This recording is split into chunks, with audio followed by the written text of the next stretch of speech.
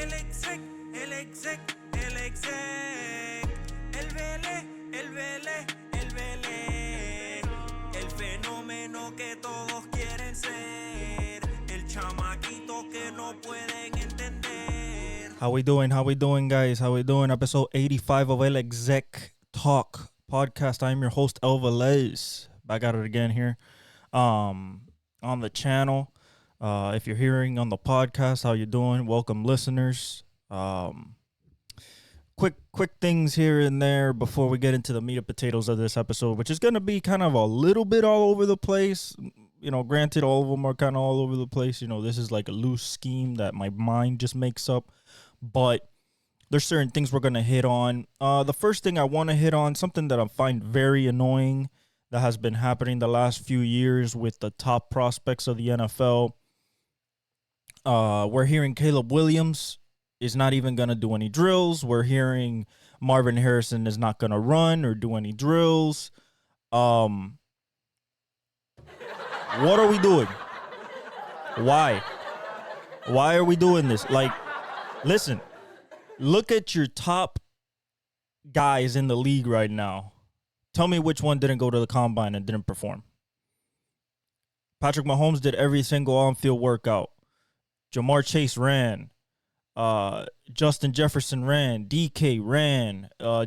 Christian McCaffrey ran. Derrick Henry ran. Like, the guys that you look up to, Tom Brady, Peyton Manning, Eli Manning, no matter if you're slow, no matter if you're fast, no matter if you're going to be explosive, no matter if you're going to be a mid-tier athlete, a low-tier athlete, everybody has gone through the combine. Yeah, there's some exceptions here and there, but mostly overall, the top guys have gone to the combine. Why? Well, it's not just because the medical staff is there. They could see how you run, how you move in person instead of just looking at tape. They don't just meet you for 15 minutes and you meet with every single team. There's not just every agent, every GM. This is the first time that fans that, okay, let's say you don't play for an Ohio State. Let's say you play for, all right, Jaden Daniels old school, Arizona State. Let's say you play for a Pac-12 team, RIP the Pac-12, but the Pac-12 of old that, you know, you play for Colorado and people didn't see your games. You know, this is the first time for fans to get an eye on you in an element where it's like very controlled. It's for eyes, but the numbers mean something. What do I mean by that? A combine performance, as much as some of you guys say, oh, it doesn't mean anything, it doesn't account for anything. Listen, the combine premises is this. One is medical. That was the main reason it was created, just so there's no false narratives about knee injuries and stuff like every medical staff for every team doctor is at the combine. Okay, for people like Michael Penix and stuff like that, that's going to be very big because that make or break your draft stock. But at the same time, let's say we never saw a DK Metcalf run, jump, broad jump. Then he wouldn't have gone as high as he did. Oh, Velez, why do you say that? Well, plain and simple. Do you remember the reaction that everybody, including Rich Eisen on NFL Network, when he ran the 4.34 or 4.43? Do you remember everybody's reactions? Like, oh my God, a beast like that. Boom, immediately shot him up draft boards. Now, you still had to take the risk because he was coming off the neck surgery. But the freakishness that you saw on tape in a very limited capacity was there. So why, especially for the viewing public, are you going to take away the ability for fans that go to the combine, because it's open to fans, to go to the combine and not see the top two prospects for the last 2 years? The people that the two players that have been predicted number one and basically number two as the top prospects in this draft, Caleb Williams and Marvin Harrison. Why wouldn't we want to see them perform?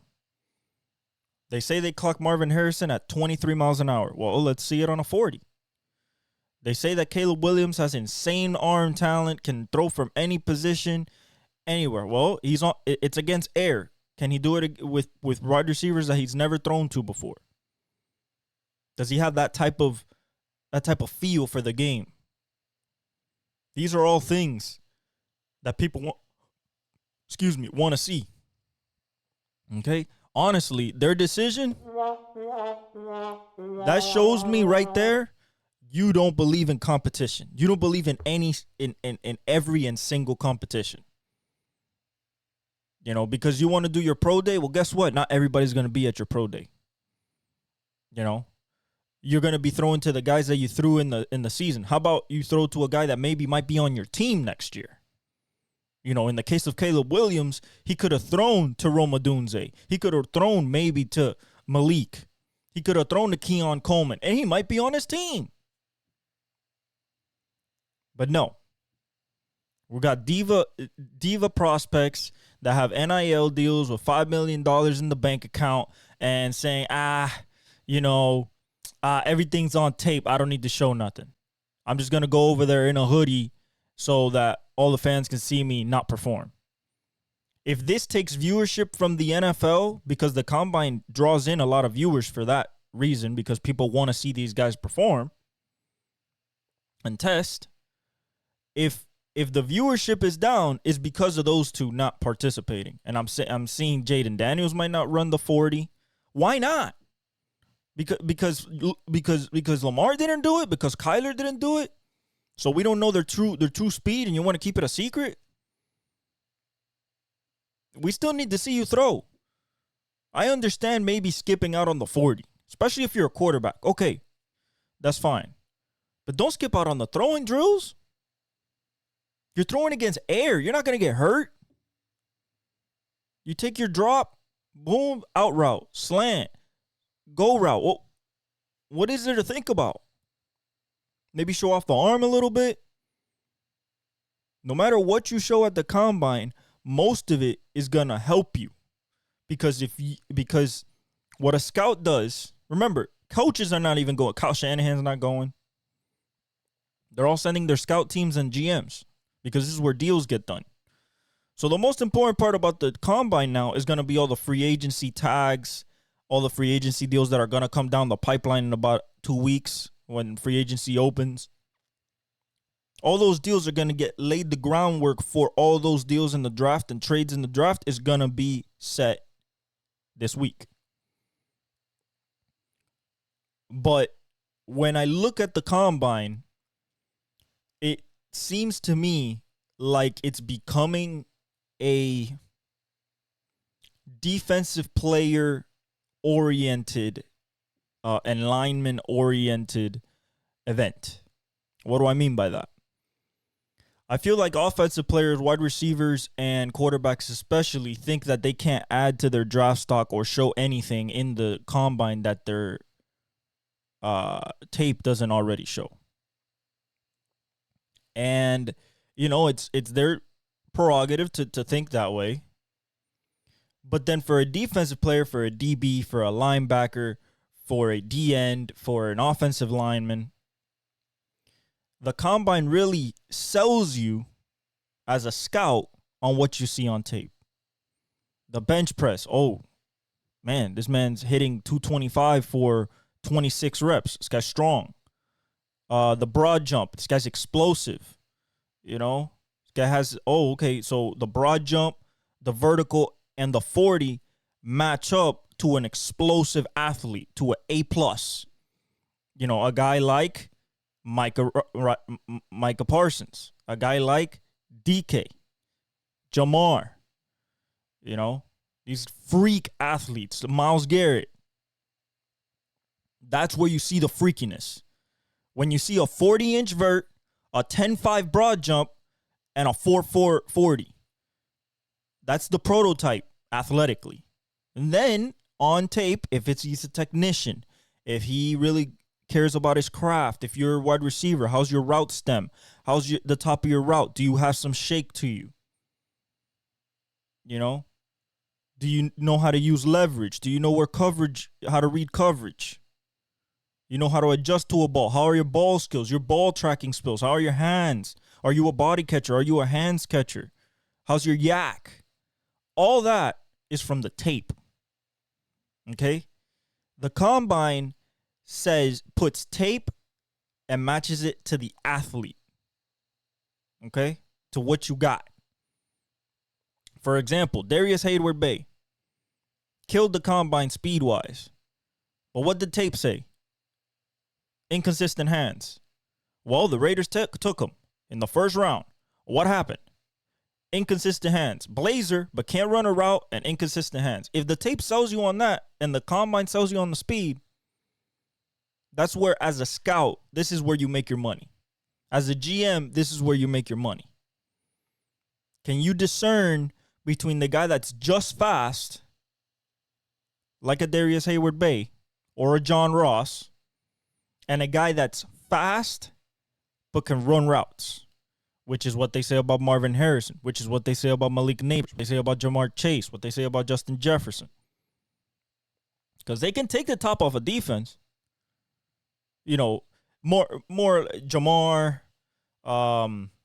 Tyreek, you know, those type of guys could take a, 4-3, 4-2 guys, Jalen Waddle, can take the top off of defense. But can you take a top off of defense but also run a dig route? Can you run an in cut? Can you shed your defender off a shake at the top of your route in an in cut, on an out cut?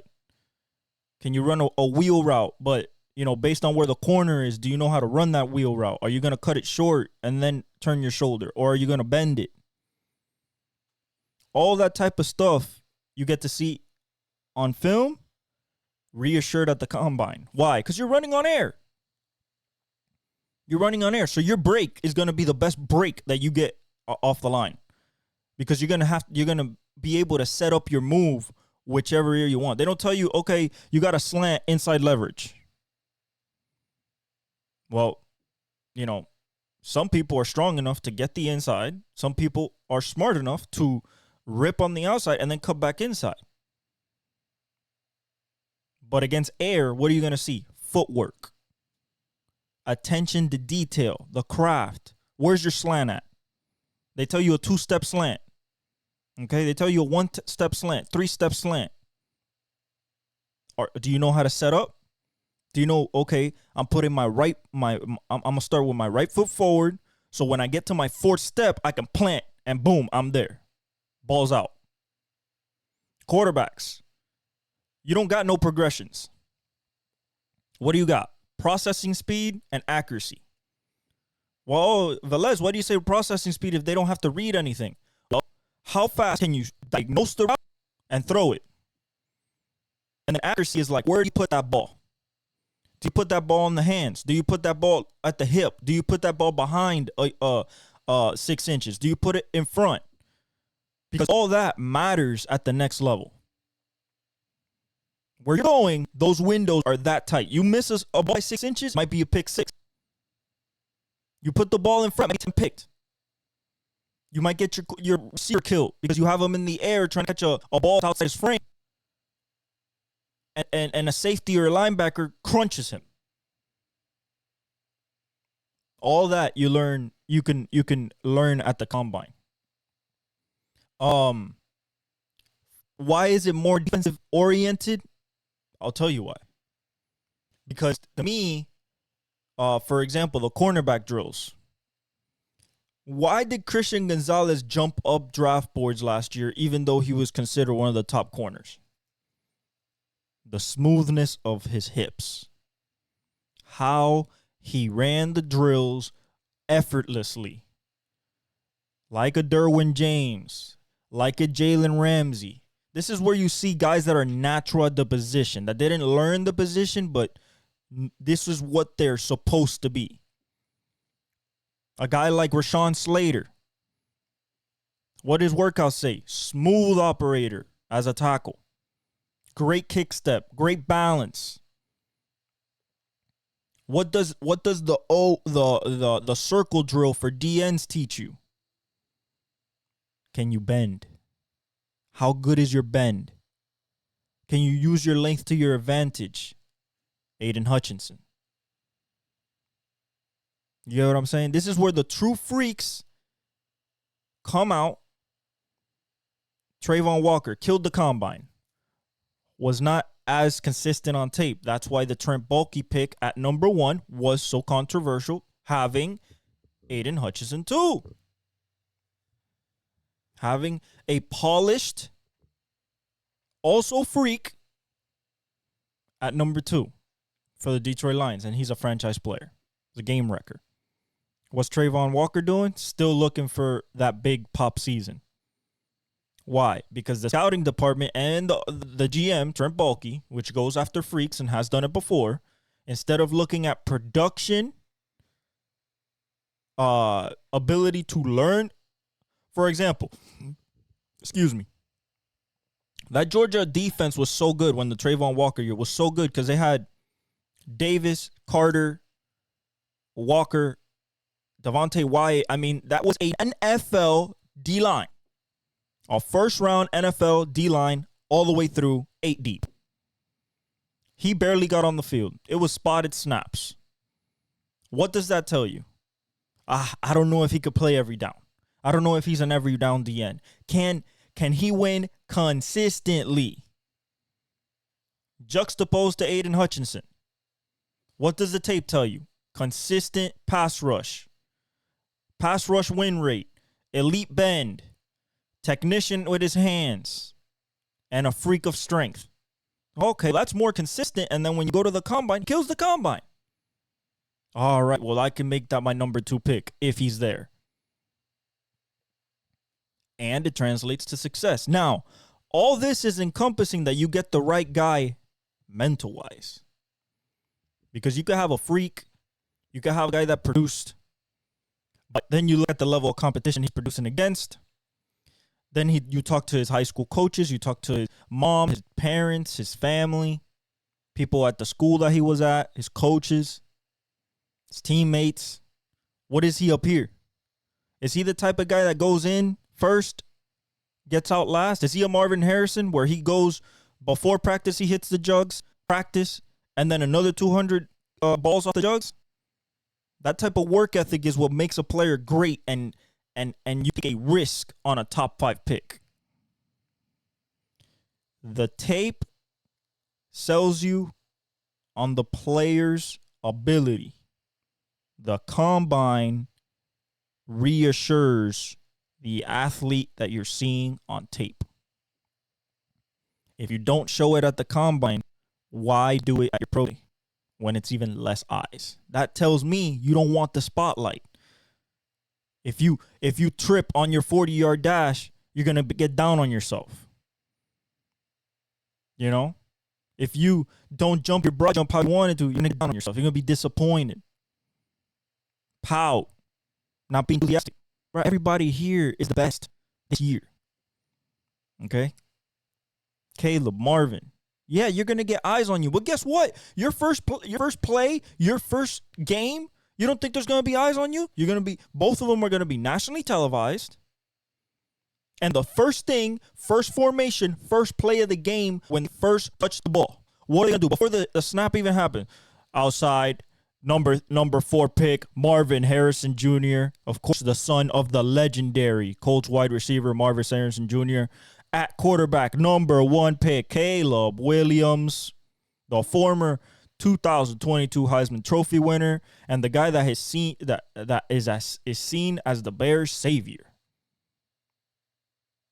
That's what game 1, play 1 is gonna be said by every broadcaster, whoever is the one that calls your game. And you better hope it's not a America's Game of the Week. You better hope it's not a Sunday Night Football game, because even more eyes are gonna be on you. Oh, Marvin Harrison catches his first pass as an NFL receiver.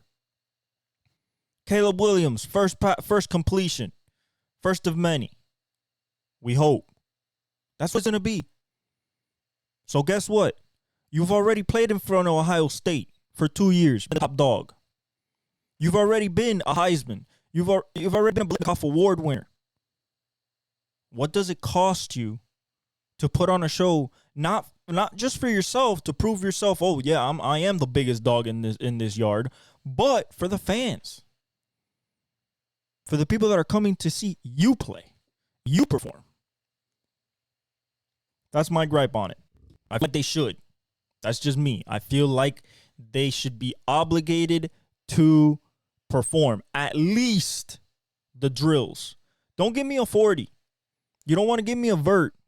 Some people don't want to give me a bench. Some people don't want to give me a broad jump, a 3-cone. Okay. But at least let me see you throw, catch, move, slide, bend, run. You know? That's all I ask. I feel like if viewership is down this year and you know the commish sees that Goodell sees that his viewership is down, and it's partly because no Caleb Williams, no Marvin Harrison Jr., nobody did anything. Because one thing, you could keep the eyeballs on somebody if you don't run the 40. Because, Marvin Harrison Jr. is going to run the routes, though. They're going to do the drills. Caleb Williams is going to throw. So you still keep the eyeball. But you take away them, and then a possibility that Jaden doesn't throw, and a possibility that Drake doesn't throw. And then it just keeps snowballing. You're going to get to the point where you're going to have 200 guys at the combine, and 50 of them are on the sideline with sweatpants. Because they're like, I'm going to be a top draft pick. I don't really need to show nothing. It's all on tape. That's just my personal thing for it. Moving on. NASCAR, Atlanta. What a race.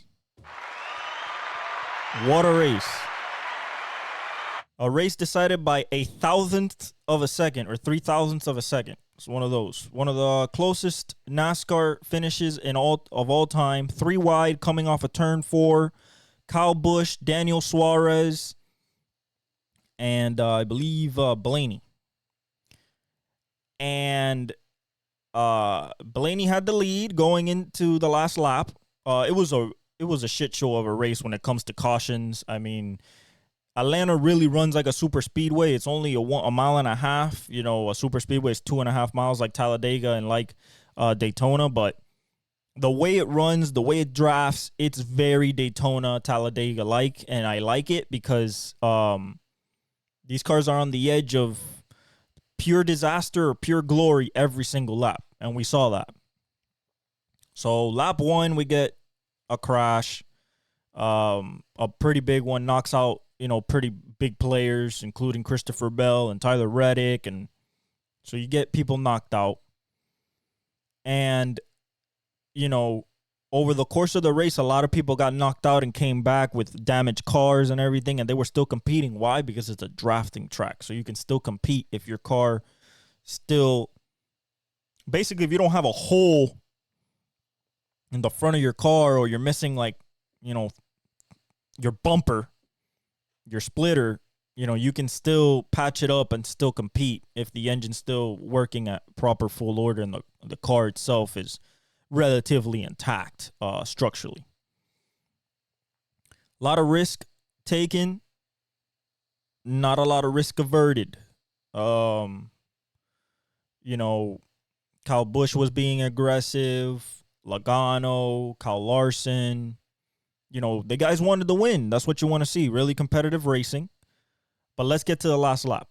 Blaney clears off of turn 4 to take the white flag. He has Kyle Busch and Daniel Suarez second and third. Heading into turn 1, he keeps the lead. No really challenge. It looks like he's going to win. It looks like he's going to hold them off. The back straight comes, and you see a little bit of momentum coming from Kyle Busch. He gets a little bit of a push coming from Kyle Busch. And then on the outside, Daniel Suarez.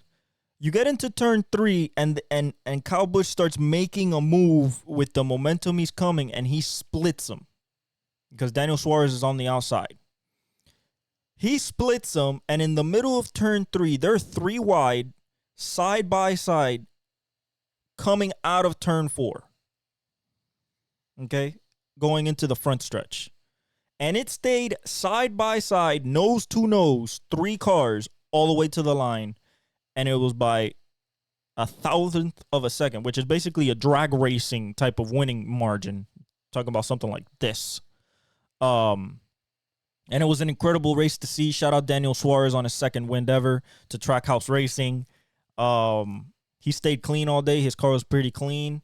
Kyle Busch got third. Blaney got second. Kyle Busch is going to Las Vegas now, his home track, this upcoming weekend. It was a great race, exciting, and I'm very, very excited to see how the rest of the season keeps going. 2 Chevys back-to-back.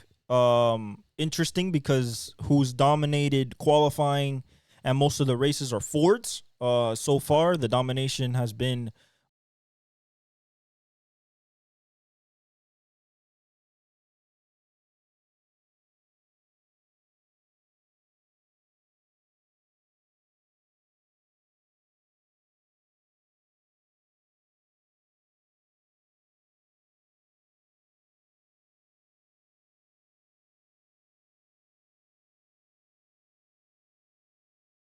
by Fords. Todd Gilliland and Michael McDowell led a lot. Front Row Motorsports led the most that they've ever led in a race ever in this race.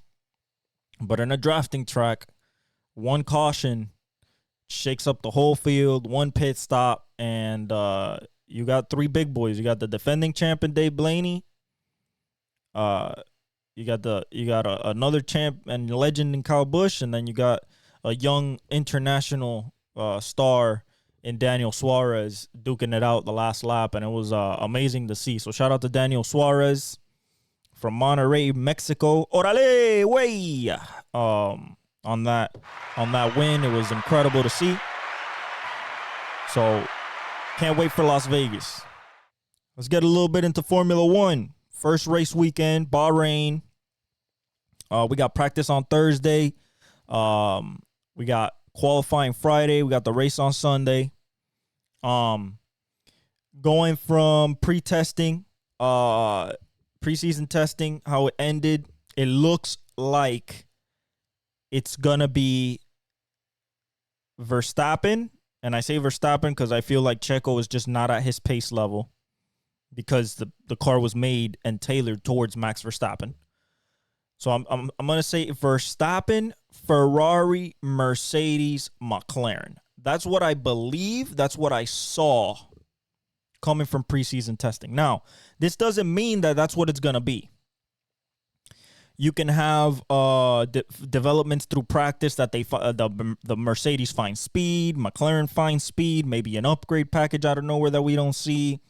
We don't know how these cars are actually going to turn up on Thursday for practice. What we do know is that Verstappen has, at least at Bahrain, a significant buffer between him and Ferrari, which are the second right now as in pace.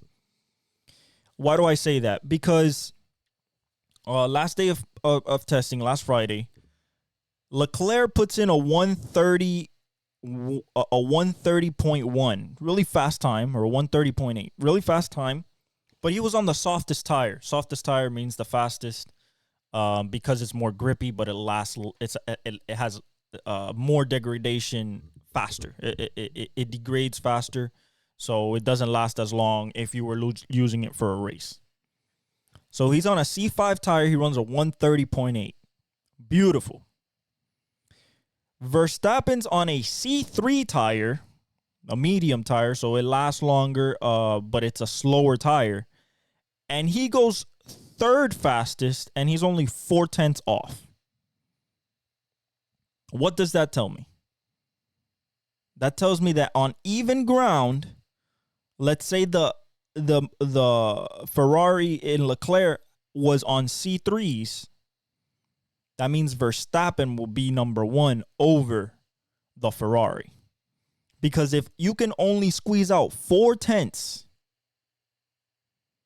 by using the softest tire, while your biggest competitor is on not not the second softest tire, which is the C4. No. He's on a C3 tire, a medium, and he's only 4/10 off. That means that on the same tire, regardless if it's a C5, the softest, he's faster than you. And if it's a C3, he's way faster than you. That's the dichotomy we're going to see on Thursday and Friday in practice and in qualifying. See what the real raw pace of these cars are. I'm really encouraged by what I see from Aston Martin and Fernando Alonso. I feel like Lando has a shot to win his first Grand Prix this year for McLaren. And the midfield, when you think about RB, when you think about Kick Sauber, when you think when you think about, Haas is going to be in the back, Williams, I think that overall we're gonna have more competitive racing, but we also have the propensity to get Verstappen 15 seconds ahead of the field in lap 10, especially at Bahrain, because that's where they practice and pre-test, and the car looks really good. And also, it is rumored, not known but rumored, that they weren't using the most aggressive engine mapping, which is an engine mode based on power, how much power you want delivering and stuff like that. So that means speed. And it seemed like Max was not really pushing. Seems like he was just going through the motions. The car's smooth. He was happy with it. All the Red Bull guys seemed very enthusiastic, let's say, kind of doing a number like this at the rest of the field, and the rest of the field kind of felt that way because the emotion around the paddock during preseason testing was we still got some catching up to do. If not, we lost the championship already, and we're waiting for 2025, where Red Bull still has a one-up until 2026 when there's a brand new car for the whole series. Regulation change. The car's going to get smaller, back to like the 2000s, 90s type of size where they can race at Monaco and be so we'll see when those regulations change, when Lewis is going to be at Ferrari. Lewis goes to Ferrari next year, so he might have to deal with Max Verstappen while he's in a Ferrari and not winning. But overall, it's an encouraging sign for every team that no car broke down. So reliability is good for every car, which is something to say about Formula One, especially in preseason testing. When the last few years you've had Haas breakdown, McLaren breakdown, Alfa Romeo breakdown, which is now Kick Sauber. You've had a lot of cars just break. Williams, gears, their gearbox just break apart. There's been so many things that has put out red flags in preseason testing, not allowed people to get the running in. Everybody ran at least 200 to 300 laps in this test. The highest running over 400, which I believe was Haas. Because they wanted to find long run pace. They didn't care about qualifying. They wanted to find a pace for the race that won't leave them 19th and 20th for 24 races. All right, they're trying to improve, especially with tire degradation, which is what they suffered for so much last year. Their tires didn't last nearly as much as everybody else, and they were in the pit stops more than anybody. So I'm excited for Bahrain, but I'm cautious, pessimistically cautious, because I'm a Lewis Hamilton fan and a Mercedes fan and a competition fan, that we might see Verstappen dominate, let's say, not just this race, but until upgrades come for each car and really see what we got cooking, race 5, race 6, race 7, or a different configuration of races, whether it's a speed track, a high school corner track, a slow corner track. I would love to see what these cars do at Suzuka, Monza, Spa, the Red Bull Ring, Mexico, Miami, Las Vegas. These are all different type of tracks. Baku in the street circuit. So I would like to see how these cars develop. But everybody's on a platform where they can make jumps throughout the season. Nobody's stuck, I believe.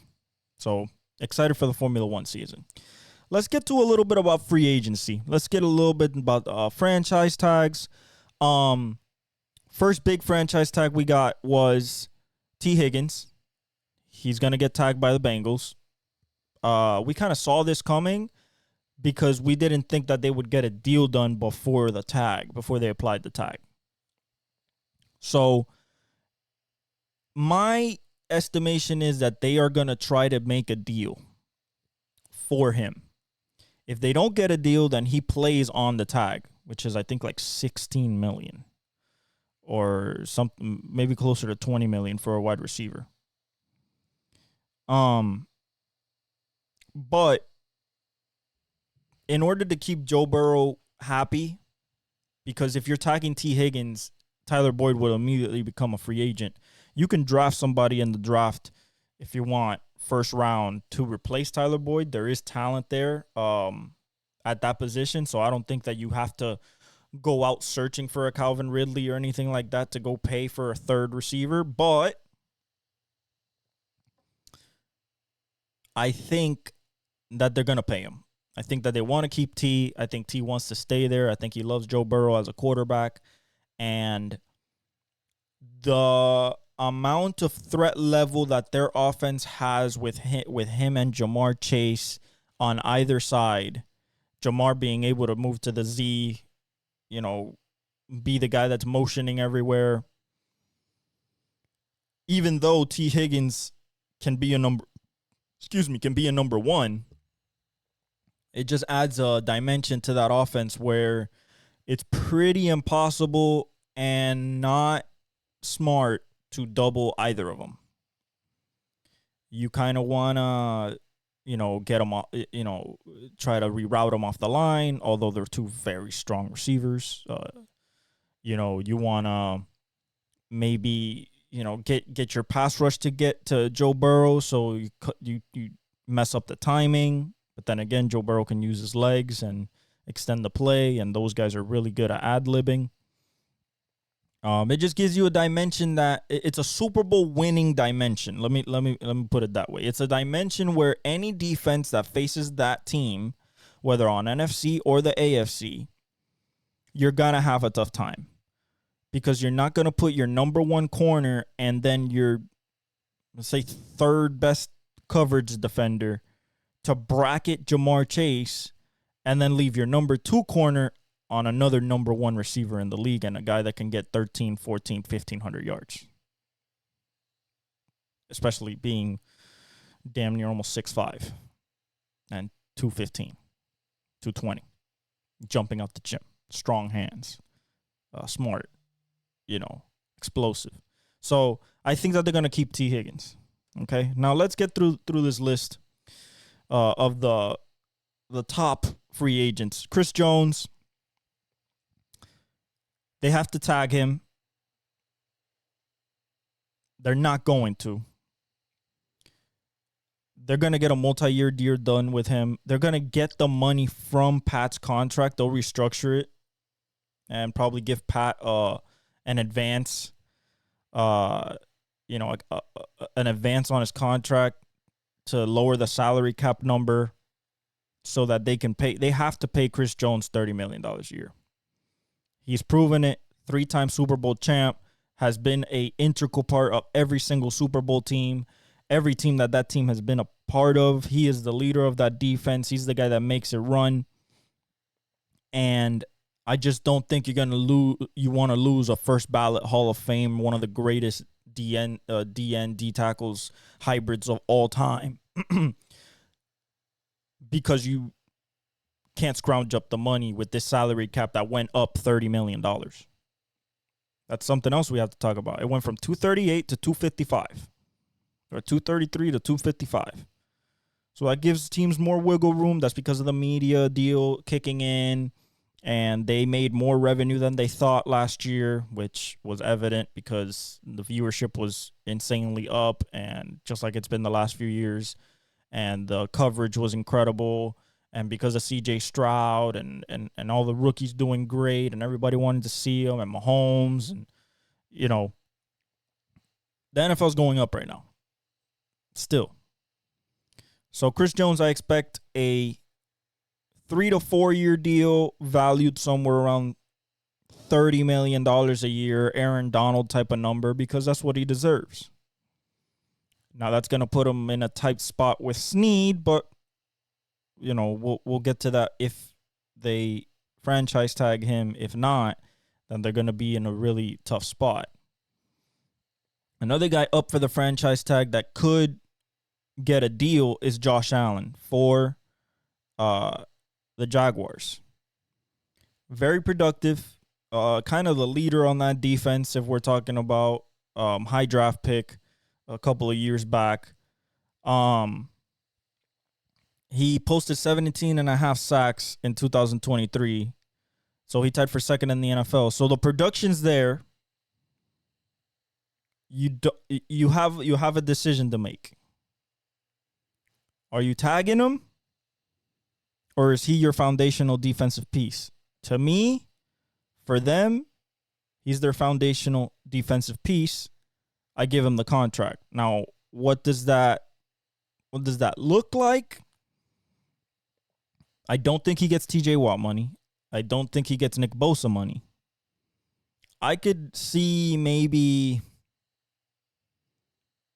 Matthew Judon, back when he was like at his prime, Chandler Jones, maybe a Hassan Reddick. I think that type of contract is more like upper to mid tier.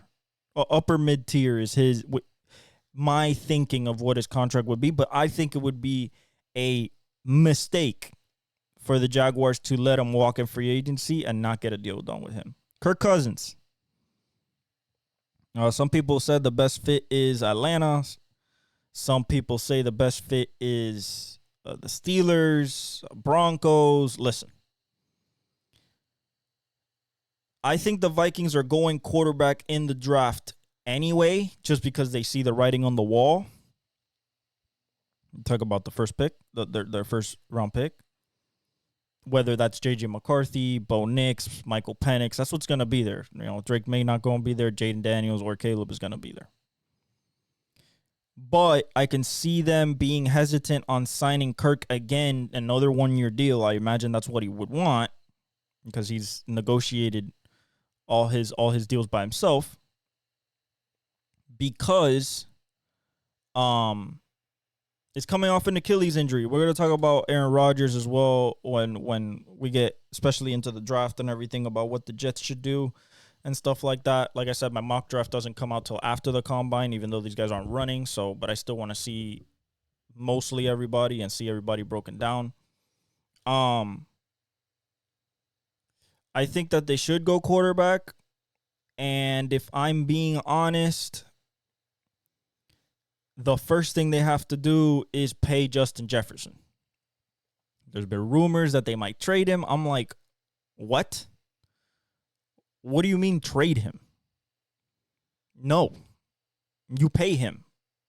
I mean, he played himself into a top-tier wide receiver, a highest-paid wide receiver contract. Unfortunately, that's how he played himself. That's what he played himself into. The guy leads the history of the league in his first 3 years receiving by a wide margin. So he was so game-changing out of his rookie year that he played himself into a NFL record wide receiver contract, like a Tyreek Hill. Now that's going to hinder the Vikings a lot in the fact that that's going to dry up a lot of the funds for signing Kirk Cousins back. And JJ has said that he wants Kirk Cousins as his quarterback. So that's a little tough. This is where the NFL is a business and the players don't always get what they want. You get your contract, but you don't get the player that you want alongside you to play out that contract.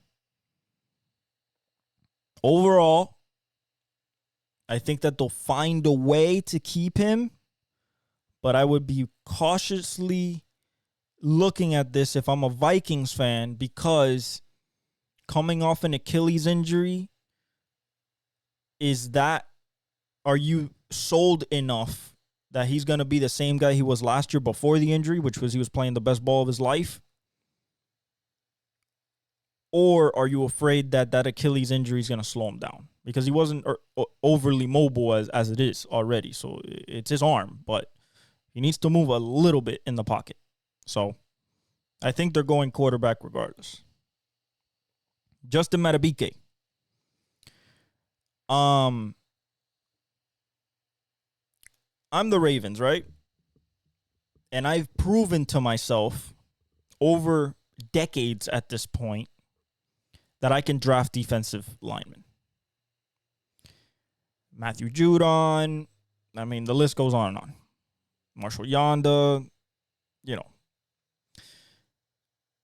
But do I let go of the guy that has clearly shown as a young player that, yeah, this dude can play?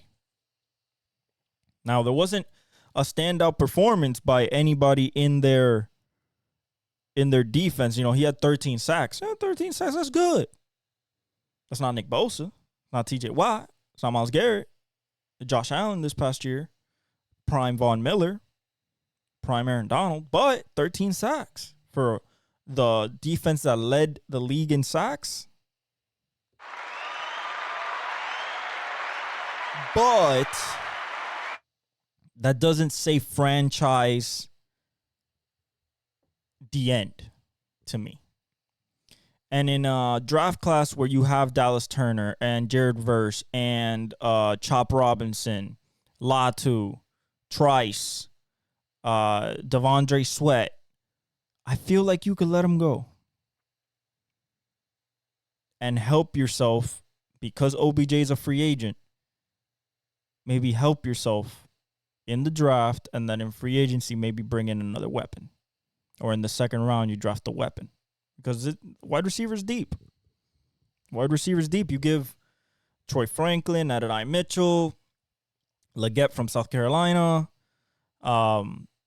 Tez Walker from North Carolina. Like, there is people, Jalen Polk from Washington. There's people to put alongside Zay and Rashad if you don't want to sign OBJ again.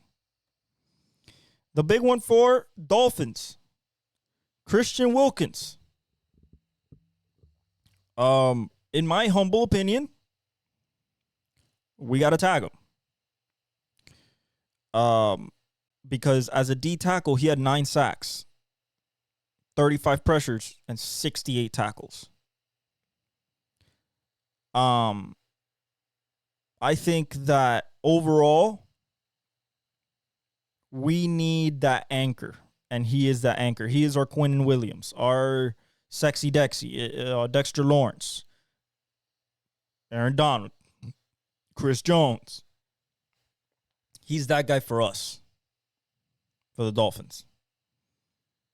We cannot let him go and then still, how most of our projections are going in the draft Latu from UCLA at the end. Because then we'll still have a big ass hole in the middle, and we can't stop the run. We can't get interior pressure, and everybody in the AFC is going to cook us alive because we're going to take too long to get to the quarterback, and the middle of the line is going to be soft. So I think that we have to sign Christian. We let go of X. Okay. Smith should be working into his own after last year. Let's hope so. At corner. But I believe that Christian Wilkins is a key piece, just like Jalen Ramsey, just like Jalen Phillips, Holland. I think that those guys are the ones that we have to keep on that defensive side of the ball. If we don't keep them, we're going to have a problem. Unless we draft like Devondre Sweat in the draft or something like that. Brian Burns. Most likely to me, he's 6 on this list as like top free agents. To me, by eye test and what I like from a D end, I think he's going to be the biggest impact player on whatever team he goes to. If he goes anywhere. I don't think Spider-Man goes anywhere. They're going to tag him, and then they're going to pay him. Because if they let him go, there is nothing on that defense besides Frankie Louvu and J.C. Horn that frankly comes close to the caliber of player that Brian Burns is. Brian Burns is a game wrecker. Now, they haven't won a lot of games because their offense is doo-doo, dog water, doo-doo, poo-poo, foo-foo. Okay? Not necessarily Bryce's fault. He has to grow. You know, he needs weapons. We all know this, etc. But Brian Burns is that guy on the edge. Elite bend, elite length, elite power, elite speed. He's shown it. If I'm Carolina, I have to keep him. Kind of in the same vein of like Chris Jones and Christian Wilkins for us in the Dolphins. Have to keep him. It's a non-negotiable. Have to keep him. Why? Because he is the guy that tilts the offense towards you as a defensive play caller. He's the guy that allows you to run aggressive blitzes. He's the guy that allows you to maybe play 4 down linemen and play coverage because of his gravity as a D end. Now, he can get better, but he's pretty darn good right now. We talked about T. Higgins. Danielle Hunter. This is just a veteran edge. 16.5 sacks in 2023. Four forced fumbles. This is a player that is not going to go back to the Vikings. And is going to be a veteran edge that's going to be part and be signed to a veteran staff, probably of a contender. The Rams, they're young. Byron Young is their stud with an AD in the middle, but he's getting a little bit older. That would be a good addition there. Shaq Barrett is leaving Tampa. That would be a good fit there, but he's also a veteran, so it's a veteran for a veteran. Doesn't make sense. I look at a team like the Colts. You know, they just got DeForest Buckner there. Maybe get another guy on the other side. Of course, you could look at the Bills with Von Miller's decline. What's going to happen there? You know, a guy, the Patriots with Gerard Mayo, he could go over there. So I think he's just going to be a veteran piece that's going to add to either a contending core or a rebuilding young team that's just going to pay him for production. One of the best cornerbacks in this free agency, Jalen Johnson from the Bears. I think he's staying there. I don't see why you would let go of your number one corner when you drafted him.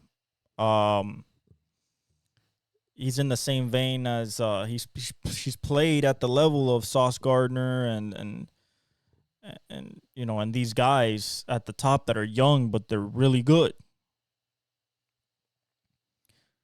Not necessarily Sauce or Trayvon Diggs, but he's really good in coverage, and he's locked down.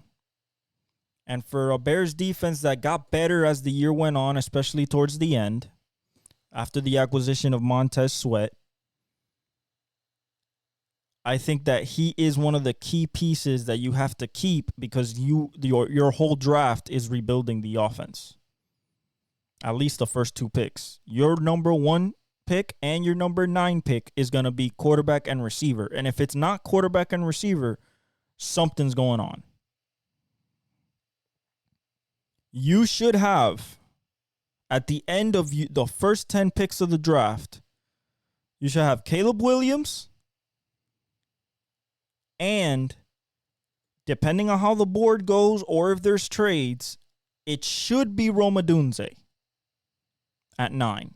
It should be. Unless, you like Brian Thomas Jr. Then again, will he do everything at the combine? We hope. He is a freak. Keon Coleman out of FSU will their athleticism or speed show and go above and beyond what Rome Odunze has shown you on tape and what we're going to see at the combine. For example, Malik is not going to be there. Malik will either go 6 to the Giants, unless they take J.J. McCarthy.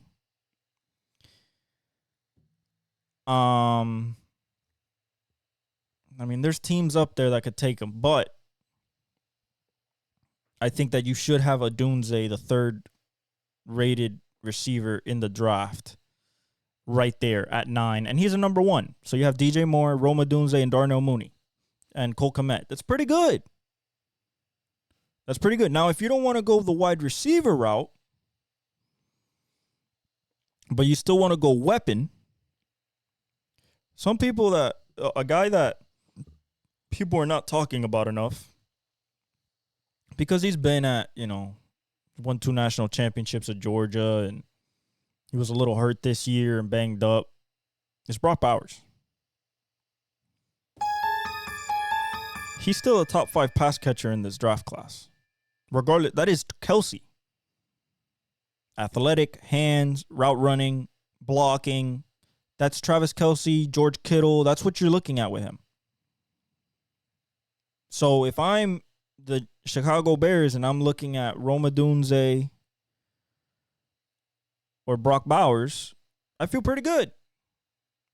So you have a contingency plan if Rome Odunze goes first or Brock Bowers goes first. Now, personally, I'll take a Rome Odunze because I believe that wide receiver, especially if you have 2 number 1s, I take the example of Vikings, Seattle, and the Bengals. And if, you guys don't, even San Francisco to an extent as well. And if you and the Dolphins, if you guys don't know what I'm talking about, is number 1 and a number 1, Jamar T. DK Tyler, DK JSN. They both could be 1s. Brandon Ayuk Debo.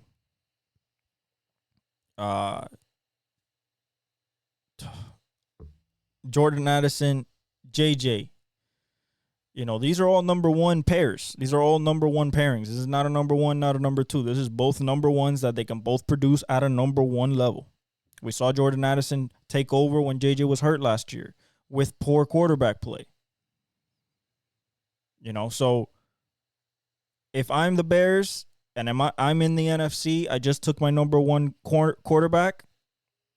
I'm gonna want to surround him with someone that either it's a safety blanket of all safety blankets, which is Brock Bowers, or is a guy that in the red zone, very few people are going to be able to cover, and has a very large catch radius, very good hands, adjusts well in the ball in the air, and is a dog and shows up in the big moments. Next to a guy like DJ Moore, which is my yak guy. Catch a slant, break a tackle, gone. In cut, break an arm tackle, gone. Jet sweep. Darnell Mooney as well, but you get what I'm saying. The Debo type. So I'm keeping Jalen Johnson. Antoine Winfield Jr. You keep him. Tampa Bay, you keep him. Got to. He is one of the best safeties in the league. One of the best young safeties in the league. He's a leader of that defense. Him, Devin White, Levante David. Those are the leaders of that defense. All pro. Plays big in big moments, is not scared of the big moment. Well, won a Super Bowl in his rookie year so with Tom Brady as his quarterback. So I think that you should tag him and pay him. Now, you can't tag him and he just plays on the tag, but you're going to have to pay him next year. And, 15 sacks, 11 forced fumbles, 7 interceptions. As a young player entering his physical prime, yeah, you got to keep that guy. That's like a Derwin James. That's like a Jalen Ramsey. Like, you can put him anywhere and he's gonna thrive. So you got to keep that playmaker back there. That's your star position. So those are some free agents. L'Jarius Sneed, we talked about. They have to keep him, but can they with the money? Mike Evans, he's going somewhere. No, it's not going to be the Chiefs. They're not going to pay him unless he wants to take a pay cut. And I'm talking about a hefty pay cut. Some team will pay him $25 million a year. You're like, Velez, he's about to be 30. He's about to be 30, still runs away from defenses, 10 straight 1,000-yard seasons, and it doesn't look like he's slowing down. Oh, and he plays. He rarely gets hurt. And he's played with every single quarterback situation that you can think of, whether it's Boo Boo Kachu, the GOAT, or Baker Mayfield, which is kind of in the middle. So, he's going to produce regardless, a la Brandon Cooks. Then Baker. Baker's going to stay with Tampa, guys. There's no ifs, ands, or buts about Baker, where Baker's going. Baker's going to stay in Tampa. He loves it there. They love him. I think they're going to find a way to give him a Geno Smith type of contract, Kirk Cousins-ish type of contract, although it's not going to be 1 year. It might be a 2-year. Other than that, you got people like Robert Hunt for us. I think that we should definitely upgrade the offensive line. Chase Young, who knows what happens, I'm looking at teams that really enjoy their DN. So Ravens, he already went to the 49ers if they don't keep him. It's kind of going to be a prove it deal because even when he went to the 49ers, he didn't show an impact until, he made an impact in the Super Bowl. But, I think he's moving on. And we might find him at a defensive-oriented place. A place that most people don't think would be not a good fit, but I just haven't heard it. And I just think that him and Will Anderson would be such a good pairing. Is in Houston. Now, granted, they have to figure out the money and the years and stuff like that, but him and Will Anderson, I feel like would be a good pairing. Young, both on kind of the same timeline. And I feel with a guy that's just flourishing in Will Anderson coming into his second year, I think that having a Chase Young freak type that is also a technician but hasn't been able to show it on a consistent basis, I feel like with DeMeco Ryans, which made Nick Bosa Defensive Player of the Year, Armstead look like a beast, Omenihu, I think that I think that a DeMeco Ryans system would help Chase Young, and it'd be a good addition. Leonard Williams, Michael Pittman Jr. is going to be the biggest wide receiver because of his youth, and this guy is going to catch everything you throw to him, high target, high football IQ, getting better and better. But he's number one. He's a number one target monster, like a Cooper Kupp, like a JJ. Not at that caliber. He is that caliber of pass catcher, of wide receiver.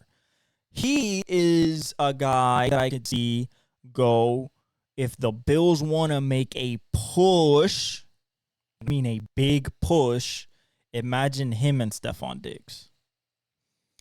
He's also a guy that I could see Dallas go after to put at their number 2, CeeDee Lamb and Michael Pittman. the Chiefs would be a team, but it comes down to the contract. Now, he is a target monster, so him and Kelsey would work, but I feel like the Chiefs really want that consistent deep threat. That's why I think Trey Franklin out of Oregon, the receiver, the speedy receiver, which we'll know how he runs at the combine. Hopefully he runs in the low 4.3s. That's what people are expecting. Is the guy that they're thinking of going there. That's what's getting mocked to them is Troy Franklin at pick 32. But if they're not thinking of going wide receiver and they're thinking of maybe upgrading the wide receiving core through the free agency, I don't think a guy like Mike Evans is attainable, but maybe playing with Patrick Mahomes is enough of a sell. Michael Pittman maybe lower his number. Oh, this is second contract, so he's going to ask premium money, and I don't blame him for it. Go get your bread. A guy that's interesting that most people won't think of, but if he does move to a team that features him, you will see the impact this upcoming year immediately, is Bryce Huff, the edge from the Jets. And the reason I say that is because every single time this guy's on the field, he is making a play from the edge position. Has elite bend, elite speed, can bull rush if he wants to, speed rush. He has some moves. He can get better, but he is constantly going after the quarterback, elite motor, good tackler. So if he's a guy that goes, for example, right, Chase Young leaves the San Francisco 49ers, I see the San Francisco 49ers giving him a 3-year deal. Just to put another guy next to Nick Bosa.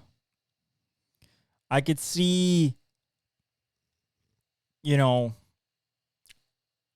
again, the Bills, Von Miller, if that doesn't work out, Bryce Huff, young stud, next to Ed Oliver. The Patriots, next to Matthew Judon.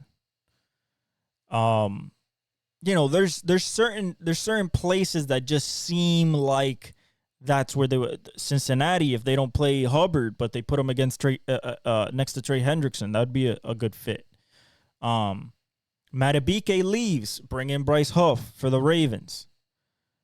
There's other places, but those are the places that I'm really looking at that he would make a big impact. Or he could just stay in New York, but then he has Jermaine Johnson, and of course you have Quentin Williams in the middle, and you have Will McDonald coming into his own in his second year next year, so who knows how many snaps he's going to get.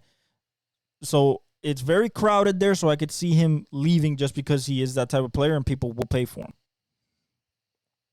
Tyron Smith, I expect him to either retire or go to a real contender. I think that Tyler Smith is going to move to that offensive tackle spot for the Cowboys. Maybe he takes over a Jawan Taylor at the Chiefs, something like that. Who knows? A guy, why did I say Chase Young for, a good fit in Houston? Because Jonathan Grenard is free agent. And he's a really nice edge, really good young edge.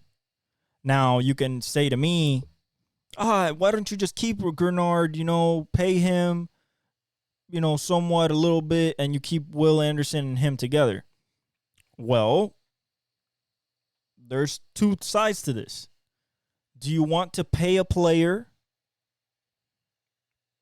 because you're comfortable with him and he's been producing for you and everything like that? Or do you chase upside? For example, let's say it's not a Chase Young. Let's say Brian Burns, Bryce Huff. All young, all shown elite talent, especially Brian Burns, has shown elite talent, elite production. Bring him in again with Will Anderson. That's just a thought. Grenard could be out of there. Excuse me. And then the last one we're going to talk about is Calvin Ridley. Listen,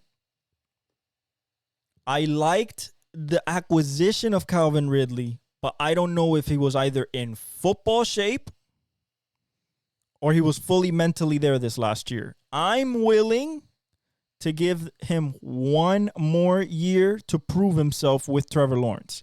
However, that's not going to stop me from drafting a wide receiver. I'm sorry. It's not going to stop me from drafting a wide receiver. It's not going to stop me from drafting if Brock Bowers is there of where I'm at the draft order. Like, let's look at the draft order right now very quickly. Just to see what we're looking at draft wise for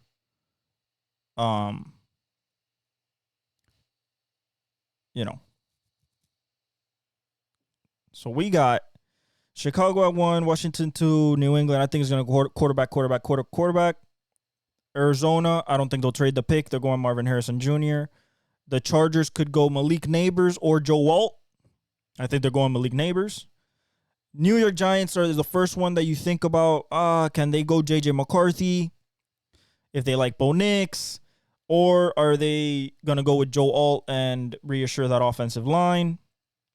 Tennessee Titans, probably going to go offensive line with Fashanu or somebody like that. Atlanta Falcons is another J.J. McCarthy team that has been slated. But if they get Justin Fields, I could see them taking, Rome. Not Rome. This might be the first defensive player that goes off the board. If not Fuaga, the tackle. Chicago Bears, then you have a Dunze there, which I would believe you would take. 10, you got the Jets. Now, depending on how this rundown goes, picks-wise, and it all starts this week because if Justin Fields gets traded tomorrow or during the combine and the trade's done, everybody knows that Caleb is going 1. So based on that is how everybody else draft boards falls. If they don't trade Justin, then that number 1 pick is up for grabs. Unless they take Marvin Harrison Jr., which is also possible, but I don't think they should. Vikings are another quarterback kind of needy team that could be looking at a Bo Nix, Michael Penix, depending on how they do with the combine and the medicals and all that. Denver's another quarterback needy team that they would need. Las Vegas is another quarterback needy team. So we got 13, 12, 11, 10. All quarterback needy teams. After the first three quarterbacks are done, and possibly J.J. McCarthy at Atlanta Falcons if they don't get Justin Fields. Or New York Giants if they like him a lot. If they like him a lot. I mean, because Daniel Jones supposedly still their number 1 option, at least for next year. New Orleans, another quarterback needy team, although they have Derek Carr, I think, for the next year or two. Signed through 2026. Indianapolis, this is where you're going to start seeing defense. This is where you're going to start seeing more of your offensive linemen. Receiver-wise, if they lose Michael Pittman, then I could see them taking a Keon Coleman. If he's there, a Brock Bowers, if he's there, that would be a very good addition to Anthony Richardson.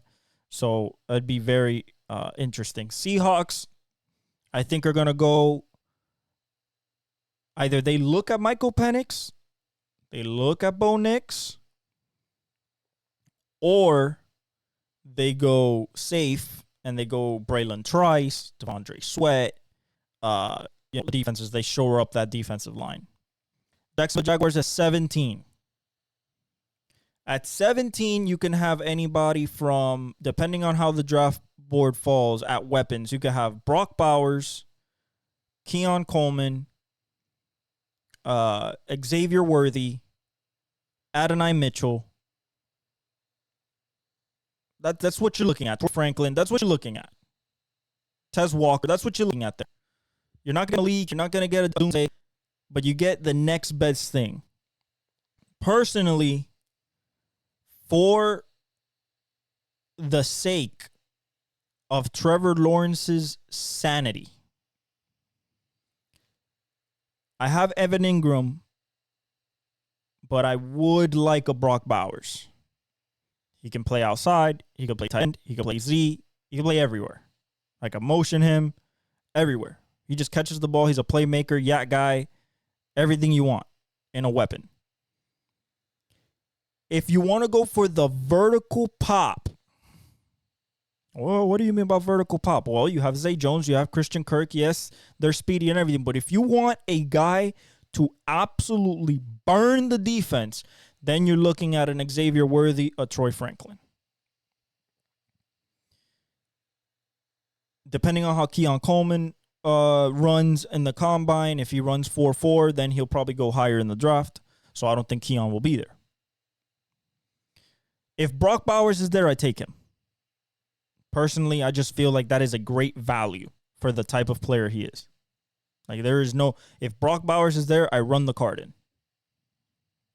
And I take my chances at getting in free agency. If I lose Calvin Ridley, I go after a Michael Pittman.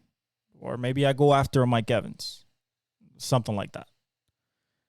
If Brock is gone, or if you feel that Evan Ingram is your tight end of the future, then taking either Troy Franklin, Xavier Worthy, or Adonai Mitchell.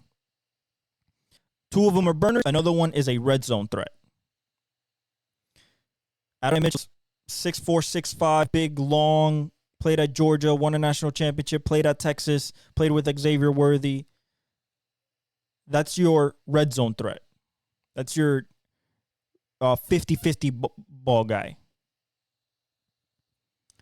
Then you got Xavier Worthy and Troy Franklin, who are your burners. Low 4.3, if not high 4.2s, burners.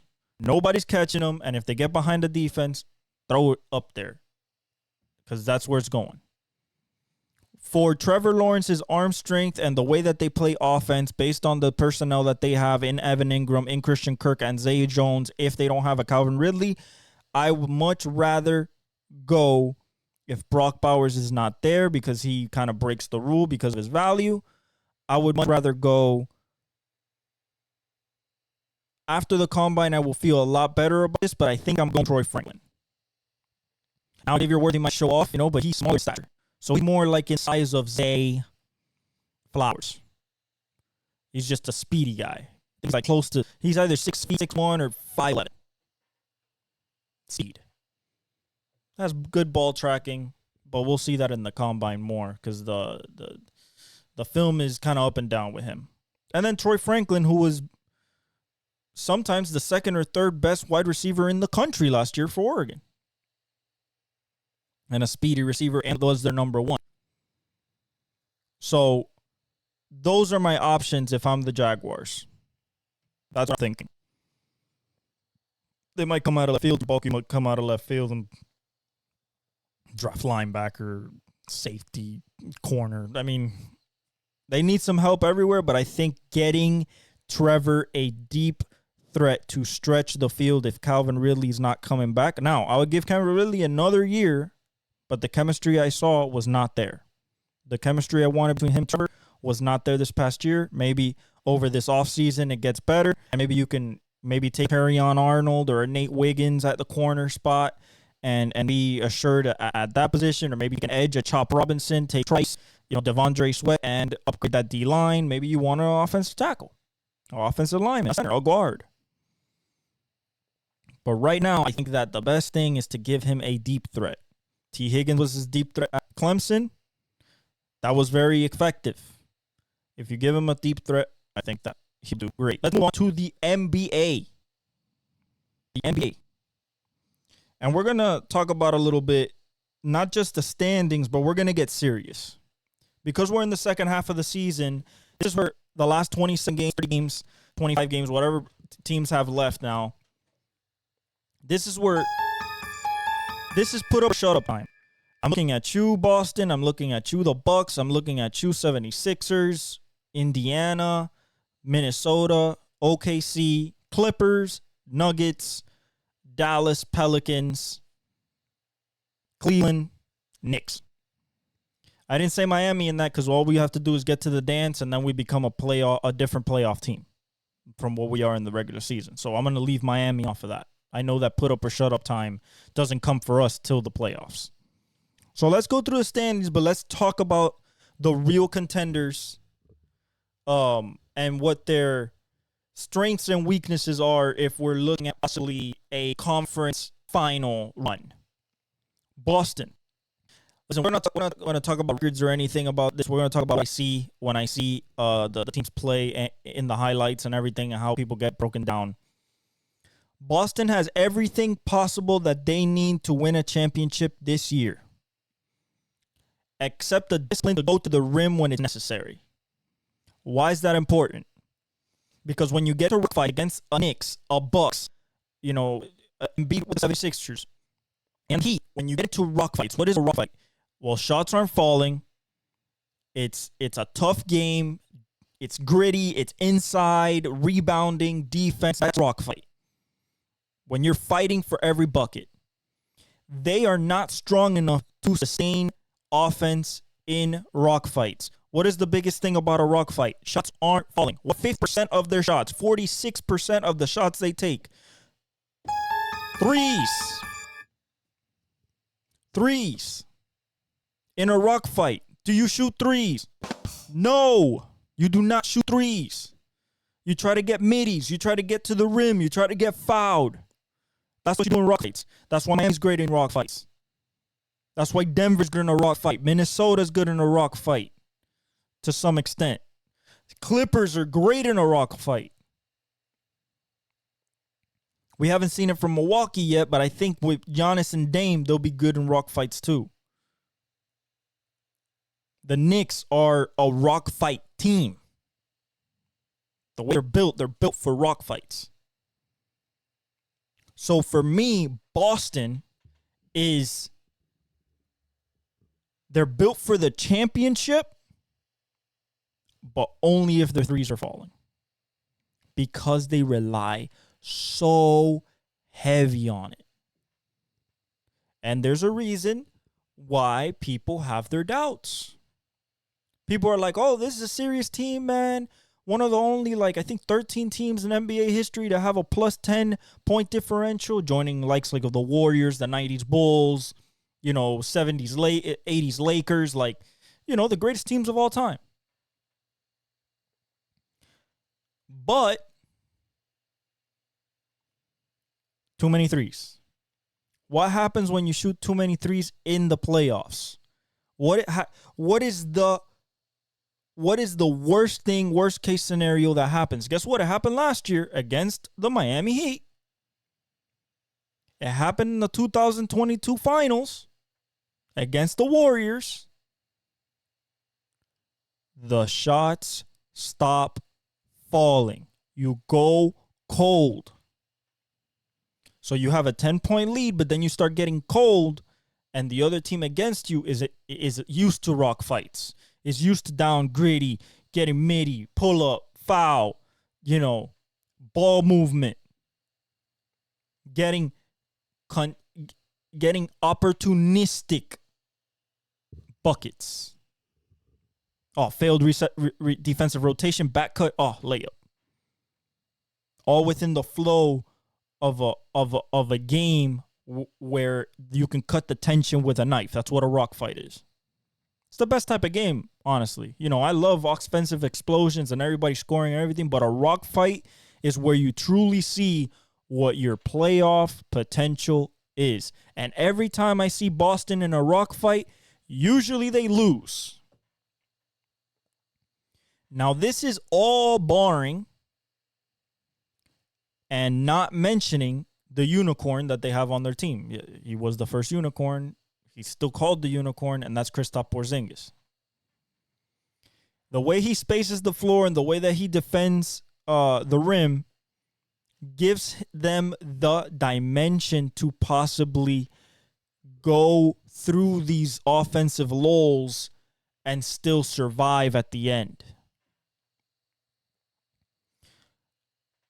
But I'm looking at Tatum and Jaylen Brown.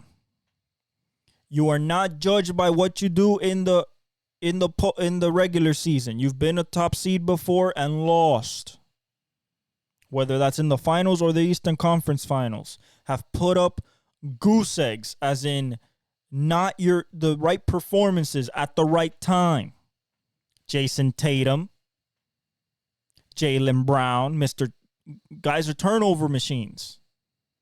Now with Drew Holiday, Derek White, Kristaps Porzingis, are we supposed to believe that all that is not susceptible to happen again. And I'm here to tell you, yes, it is susceptible to happen again because guess what? I've seen it this year still. I've seen the lulls. I've seen the reluctance to go to the rim. The reluctance to go get a layup. I've seen transition threes with nobody covering. We're talking about 1-on-0. Have an open layup. Take a three, miss a three. Off the bounce threes with 18 seconds left on the shot clock. Contested. You can make them, but in the playoffs, it's going to be a little bit more physical and you can miss them. You get a little tired. The legs can get tired. So for Boston, I believe that they can win the championship, but I still, in my contenders list, my number one will be Denver. Denver has everything that they need. They brought everybody back except Bruce Brown, and they've kind of, moved on from that. They're deep, and their starting five is the most efficient starting five in the NBA. Jokic and Murray two-man game is still unguardable, unstoppable, and borderline insane. And in the playoffs, they just take it up another notch. I don't see Denver. The only team that I can see them stumbling in is the Clippers in the Western Conference Finals, maybe the second round. But I think that they have enough to surpass that hurdle. Overall, Denver, to me, is the number one team in basketball because they've shown it that they can do it. So until we get to the playoffs, I don't care about their seeds. It's a little more, they're a game and a half back of the number one seed, third seed in the West. They're chilling. They just beat Golden State. They're chilling. My next contender, I would have to say, is the Clippers. And the reason why is because at this point, barring any freak injury, they look like the deepest team in the NBA to me. Oh, but the Boston Celtics. I'm talking about deep. I'm talking about 7 deep, 8 deep, with 4 or 5 guys that could give you 20 and 3 guys that could give you 40, 50 in any game series. Kawhi, PG, Harden. Zubac in the middle being a great rim protector and help defender. Norman Powell can get you 20 off the bench. 6th Man of the Year candidate. Russell Westbrook could get you a triple-double off the bench with elite defense. Trey Mann is a good defender and a pretty good offensive player. So when we talk about depth, which is what you want in the playoffs, scoring depth, defensive depth, length, they got all that. Coffee is a good young player, plays good within the system. So the Clippers are my second contender. Then comes Boston. There is no championship winning experience besides Drew Holiday. Drew Holiday is the only championship winning experience that you have on the team. Maybe Derek White with the Kawhi. Maybe it was his rookie year. I'm not sure. But by far is Drew in the starting 5. The rest of the team. Look at the Clippers. Kawhi, Ty Lue. Championships. 2 for Kawhi, 2 finals MVPs, knows what it takes. Ty Lue with the Cavs. That says something. That that tells me that push comes to shove. Oh, and in rock fights, Kawhi is the best player to have if you're in a rock fight. Guy plays like Jordan in rock fights. A la Game 6 against that whole series against the Golden State when KD was hurt and everything like that. But it was a rock fight. There was a couple blowouts, but like the Game 6 where they closed it out was a rock fight. It ended, I think it was a 5-point lead, 3-point lead to finish the game. So in a rock fight, I got Kawhi over Jason Tatum, Jaylen Brown. That's just me. Then you got Boston. Then it gets murky. It's like, Velez, it gets murky. What about Minnesota? What about OKC? What about the Knicks? Cleveland? What about Milwaukee? All good answers. When I look at it as a whole, Milwaukee. Velez, but their offense is kind of sputtering. Their defense gotten better since Doc Rivers, but they're kind of, you know why? Because that whole team knows what it is to win a championship. Doc Rivers, championship winning coach. I know that you don't want to give him the credit because he had Paul Pierce and KG and Ray Allen, and Rondo. I get it. Still won a championship. Giannis, Finals MVP. Knows what it takes. Chris Middleton, champion. Brook Lopez, champion. Bobby Portis, champion. That experience matters. Big playoff moments. Dame has sent people home on one shot. Giannis has won a series by himself.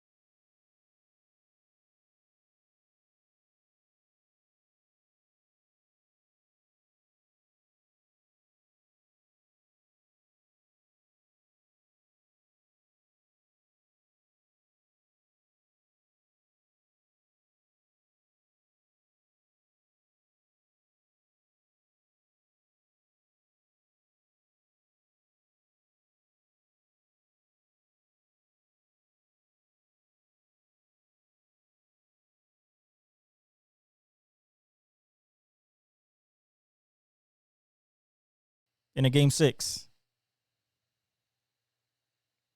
These guys knows what it takes. Now, Chris Middleton's going to be a question because of his injury, and is he going to be healthy enough to play? Understandable. But when I think about, again, a rock fight, shots aren't falling. You need a bucket. I trust Giannis to go get me a layup. I trust Dame to go get me a high percentage shot. And if it's not a high percentage shot, he's one of the best tough shot makers in the NBA history. Just like Steph. So that's why they're my number 4. I got Denver, Clippers, Boston, Milwaukee. That's my top 4. What's my 5? Very simple. I'm going to take the best defense in the NBA. I'm going to take the Minnesota Timberwolves. And that's slightly over the Knicks. You're like, Velez, the Knicks? Yeah, if they're healthy. OG Anunoby, Julius Randle, Jalen Brunson, Josh Hart, Dante DiVincenzo, Mitchell Robinson, depth, length, defensive presence, size. They got all that. Front line. So the Knicks are my 6. Minnesota's 5. Why is Minnesota 5? 1, they have 2 years of playoff experience, although they're first-round exits. And 2, they got Anthony Edwards. Now, is the defense going to translate to the playoffs? I believe so, because if the one thing that can translate from regular season to the playoffs is your defense. That's why every single champion, except I believe it was Denver last year, they were out of the top 5 in defensive rating, if not out of the top 10. They're one of the only champions ever to be out of that category and still win the championship. Everybody else has a top 5 or top 10 defensive rating. They're number 1. But the offense and everything. I'm not worried about the offense when I got Anthony Edwards in the playoffs, where he's averaging damn near 30 for his career, 28, 27. From his season average of 26. I think he's going to take another bump up this year. He might average 33 in the series. 30 on good efficiency, better efficiency than last year. So that's why Minnesota's my number 5 of contenders. Rudy Gobert, Cat, Ant, McDaniel's going to be healthy. Naz Reid is going to be healthy. A healthy Timberwolves team means that defense is still going to be lethal. And most people might think, but I think Shea's better. I think Oklahoma City has a better overall lineup top to bottom. You might be right. But they've never even sniffed the playoffs. Playoff physicality, playoff intensity.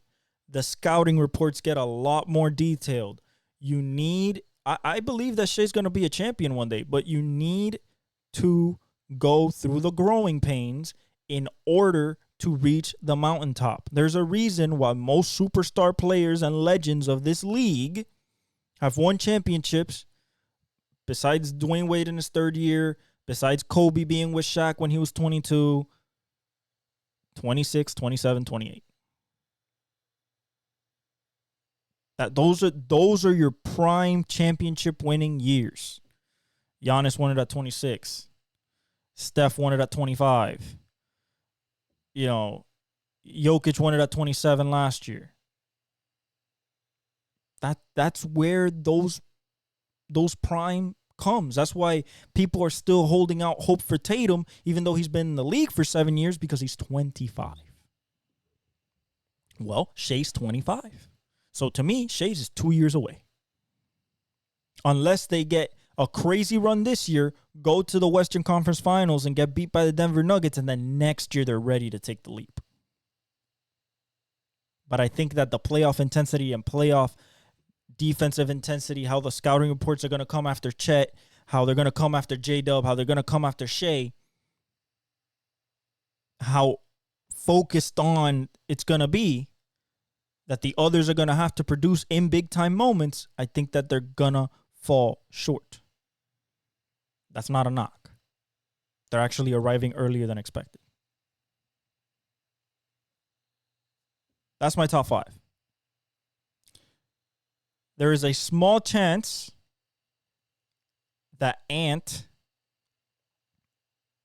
turns into prime MJ, prime Kobe this postseason. What do I mean by that? Well, he's 22. So on the timeline, it might be 3 years too early. But what he's been showing with this defense and the way that he can make shots, especially in the postseason, he's a big 6'6", 200-pound plus guard with elite athleticism, elite speed, ball handling, shooting ability. And that it factor, when it comes to big-time moments that he wants to be great, he wants to be the one taking the shot. But Minnesota's going to come down not to Ant. Minnesota's going to come down to what Cat and Rudy Gobert can do in the playoffs. I'm not worried about Ant. I've seen Ant perform last year, year before. They have a small chance to win it. Yes, win it all. Because Ant can go ballistic. He can show like, hey, I am the next one. I'm the next face of the NBA.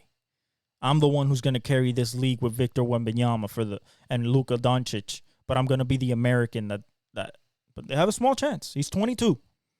So if they don't do it, that's okay. He's still young, really young. But this is going to be an MVP, a finals MVP, and I believe he'll be a multiple-time champ in the future. That's my top 5. Let's get to some stragglers here. People are probably going to ask me about, my Miami people are going to ask me, what about Miami? What about Philadelphia? What about Dallas, Pelicans, Phoenix? Of course, you guys Lakers fans. Let's start from the east side. Cleveland. Haven't shown me nothing. I don't care about your regular season. Is Evan Mobley and Jared Allen going to be stumped like they were last year? Is Darius Garland going to be stumped like they were last year with the Knicks? Is Donovan Mitchell going to be inefficient like he was last year? That's all it's going to come down to.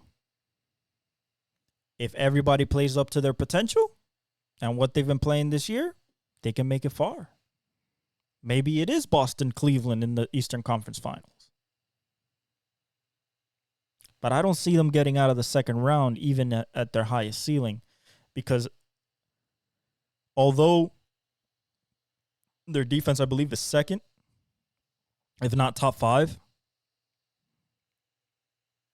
do you have enough to stop a Giannis and Dame? Do you have enough to stop a rolling Boston team? Can you get in a rock fight with the same Knicks, except they have OG Anunoby, Julius Randle, Mitchell Robinson, everybody healthy, Dante Vincenzo shooting the shit out of the ball, Josh Hart, McBride, Hardenstein coming off the bench once Mitchell Robinson comes back? Can you accomplish more than you failed last year? Let's get to Miami. We're 6th right now, so we're out of the play-in. For us, it doesn't matter if we're in the play-in or out of the play-in. Granted, we'd rather be out of the play-in, and we know our matchup. Right now, it would be the Knicks. A rock fight. One that we won last year. But they didn't have OG Anunoby. And, no, actually, it's 3 versus 6. Milwaukee.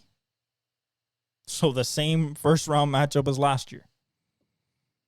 Except this is a 3 and 6. Like I said with Miami, get us into the dance. We'll go from there. Jimmy, Triple J, Tyler Hero, Bam. Can Bam consistently hit the turnaround jumper since he doesn't want to attack the rim? Can Jimmy sustain the scoring prowess he did last year without losing his legs later in the playoff run?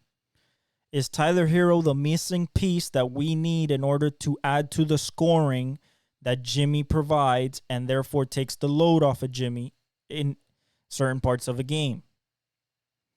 Can Triple J be as effective as he's been all year in being Jimmy Butler 2.0 with younger legs, higher vertical, and, good defense, good fundamentals? Can he score at the same level?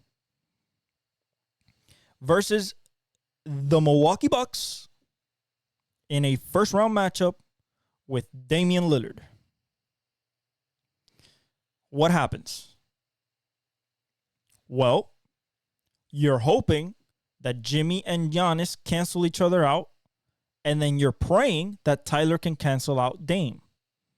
If you do that, then Triple J, I believe, can cancel out anybody else or outscore him.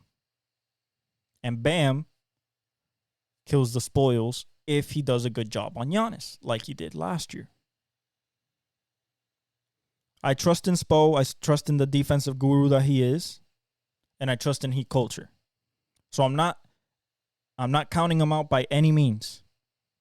I'm just saying it's going to be a tough road, but we have a better team. So we'll see. And the others, of course. 76ers. Plain and simple. Is Joel Embiid going to be healthy? If he's healthy, is he playing at the same level that he was playing before, averaging basically 36 a game? Can he up that to 38? I know it sounds crazy, but in the playoffs, you can.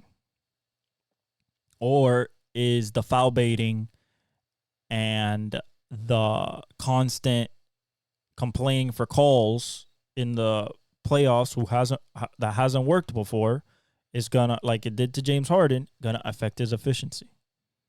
And he's gonna prove him to everybody else what everybody's kind of been saying is he's not a playoff player. He looks for calls too much.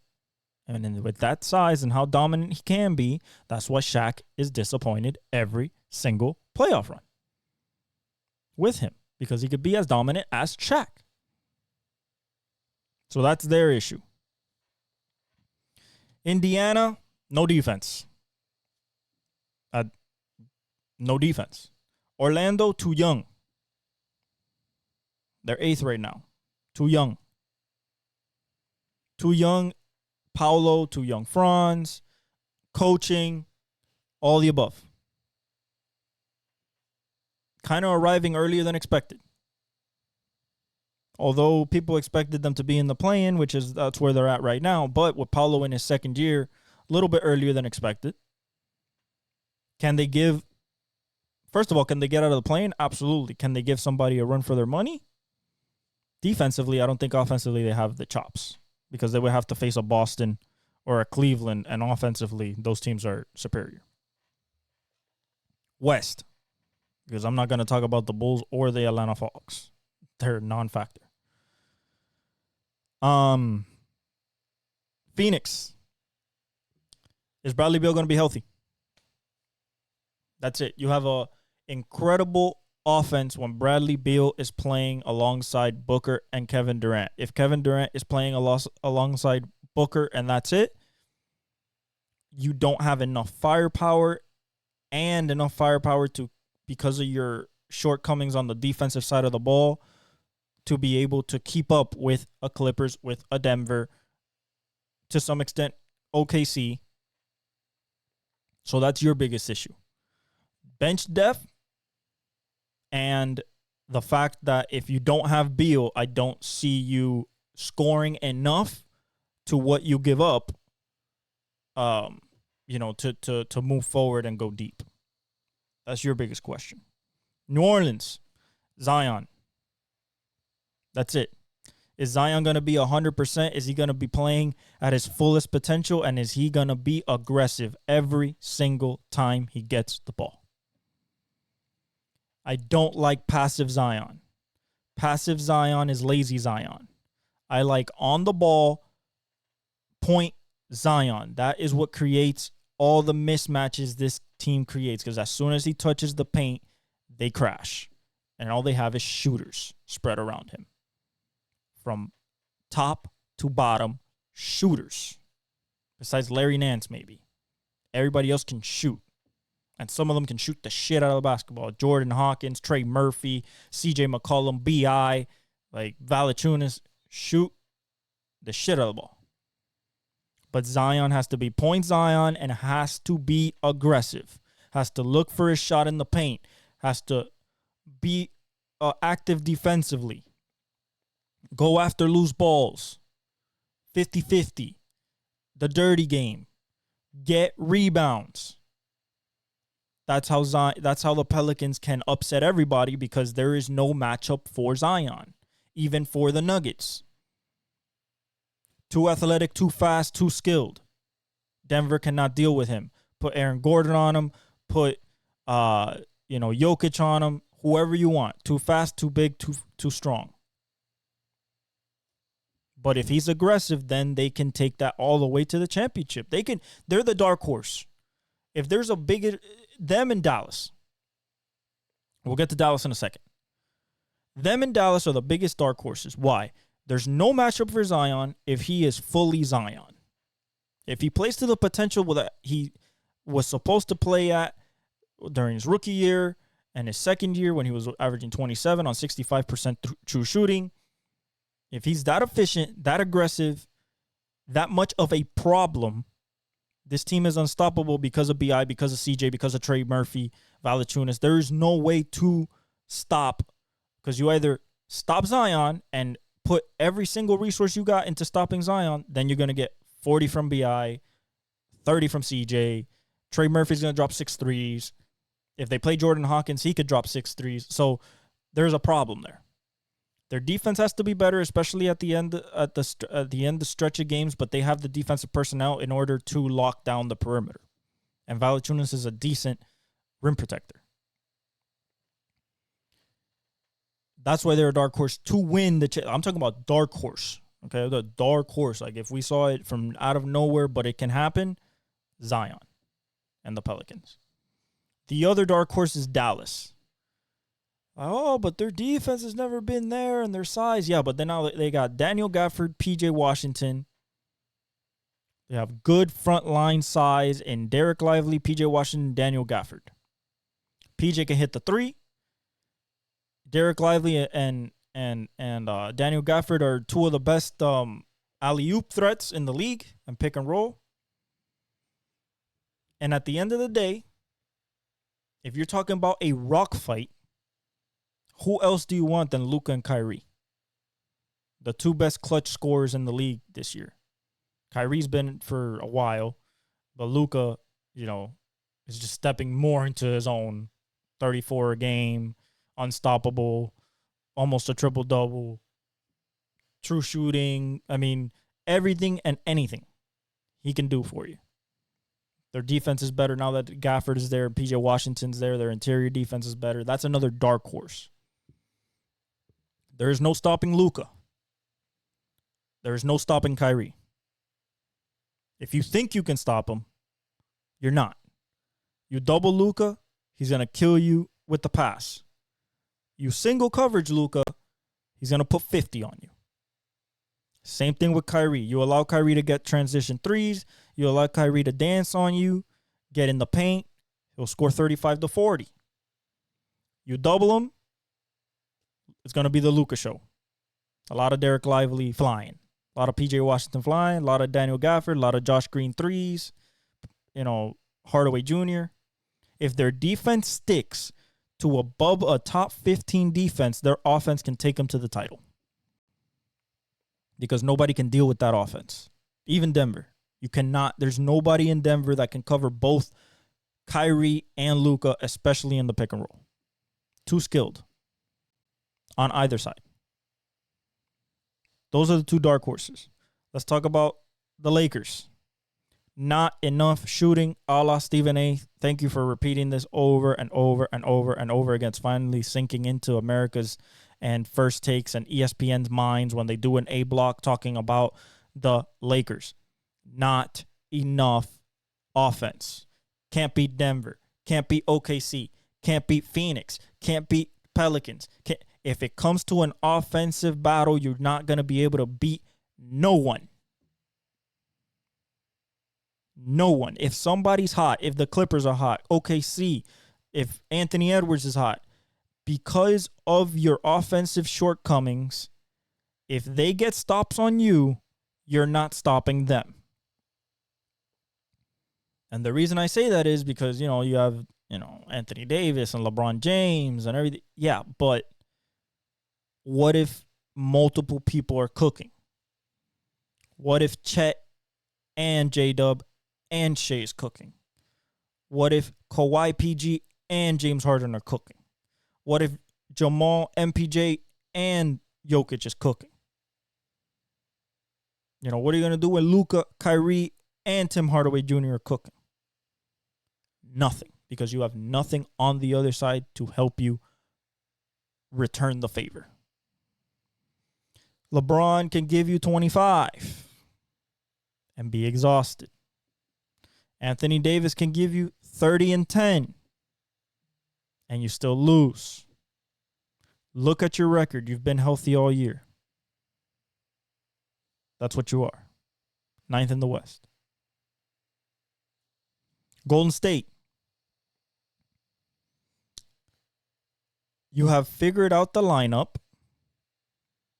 However, your size is going to be the problem against Denver, OKC, Clippers, and Minnesota. You could take the Phoenix Suns. You could take the Lakers because they don't know how they can't shoot. You could take Sacramento. New Orleans is tough for anybody.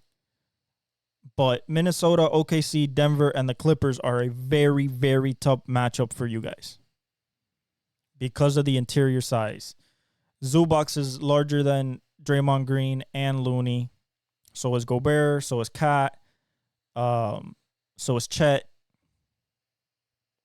So that's the tough part about Golden State.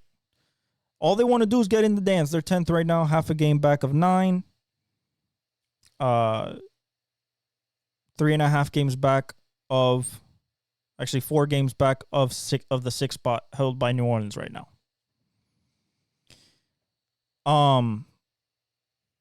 They can do it. Now, Draymond says that they have a team to win the championship, and although I do believe it, as outlandish as it seems, just because Steph Curry can be that dude in a series, most people put him at a second round exit. Probably against Denver or the Clippers. I'm not denying that Curry can turn on, but he's going to need Andrew Wiggins, Kuminga, and Klay to turn on with him, with a little sprinkle of Pajinski, Trace Jackson-Davis, Draymond Green, and some genius from Steve Kerr and some luck. So I'm not saying they're going to win the championship. Do they have a shot? Absolutely. You got Steph Curry. Do I see it? No. If they do it, would I be surprised? Yes and no. We would have to have conversations about him and Kobe, because that's 5, and him and Magic, because that's 5. Now you're going to say the finals MVPs and all NBAs, all that. I get it. But, 5 rings is 5 rings. He'll be with Duncan, he'll be with Kobe, and he'll be with Magic. And then we'll talk about, whose era was it, because that means 5 to LeBron's 4. All that could be talked about, but we're not here in hypotheticals. I don't think they'll win the championship. If they do, I'll be surprised, but not really, just because it's Steph. But I think it's a second round exit. They just need to make it into the dance. They're going to try to get out the play-in. They've been playing well. They lost against the Nuggets. They had a lead, but then the Nuggets basically walked them down because of their size. They got hot, and, Curry did go 1 for 9 from 3. So those nights are not really going to happen. So they could have won that game, but, I digress there. Those are the teams that are in the mix. Gave you my top 5, which are the legit contenders. Miami is in their own field because until we get to the playoffs, we don't know, although we expect good, solid, above average to high tier playoff play. The Pelicans and the 76ers and Dallas are all dark horses because of their different, Embiid, Zion, and Dallas's defense. And then you have the wish upon a times, which is Cleveland, Indiana. And I'm not even going to put Orlando in there. The wish upon a times. Then you have the guys that you have to give respect to, which is the Lakers and Golden State. We didn't talk about Sacramento. The thing about Sacramento is they still don't have interior sides. It's only Sabonis.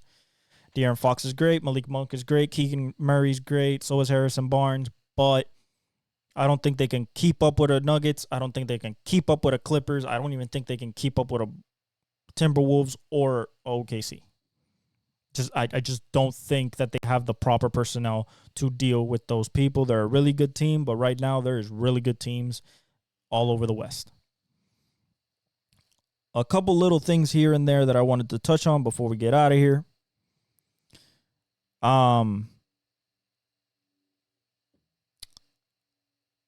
It's not even in the East, to be honest. I don't even know why I'm looking at the East. I just want to talk about Victor Wembanyama.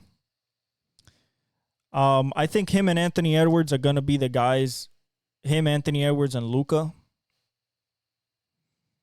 You might want to put Shea in there. Giannis is still in his championship winning years, but he's a little older. I'm talking about the next generation, truly. So I think the guys vying for the next 15 to 20 years of the NBA spotlight, championships, MVPs, greatest of their era, stuff like that, is Ant, Vic, and Vic. Ant being the American face, Vic being the international face. Vic is only rookie since David Robinson. He was 24. Shaq, I think he was 22. To have a 5x5 game. What does that mean? You score 5 in at least 5 in every category. That means points, rebounds, assists, steals, and blocks. I believe he'll have a quadruple-double eventually, sooner rather than later. In 28 minutes, remember, we talked about this at the beginning of the season. We thought that maybe his minutes will increase. They have not. They still have him at 28.5. He's averaging 20, 10, and 3.3 blocks, leading the league. With 3 assists, shooting 31% from 3, but I think that'll get better. He has a handle that he's shown off. He's an elite competitor. And he has not gotten hurt. He's played 51 games. This is what we're looking at. He just turned 20. Just turned 20 a couple weeks ago, or a week ago. That's what we're looking at for the next 20 years. It's going to be him and Luka. Jokic is 29 or 28 this year. He won the championship at 27. Giannis is 28, 29. So those players, will be out while these guys are definitely still in their high primes, if not just winding down. Early 30s, mid 30s. I think that's going to be the next, unless Cooper Flag, or Bronny James, or Bryce, like Keon Anthony, come in and start dominating. But I think it's going to be Ant, Luka, Vic. Shea's 25. So is Jason Tatum. I think that is too. I think that's a little bit too old. I'm not saying Shea won't get a championship. I'm not saying Tatum won't get a championship. I'm just saying that if we're talking about next few years, we're talking about MVPs, Defensive Player of the Years, All NBAs, All-Star team starters, all the things that you need for a Hall of Fame resume, playoff appearances, playoff, rivalries and everything. I see Ant, Luka, Vic, and if he stays healthy, Zion. There's nobody in the East. In my humble opinion. There's not that caliber of player in the Eastern Conference.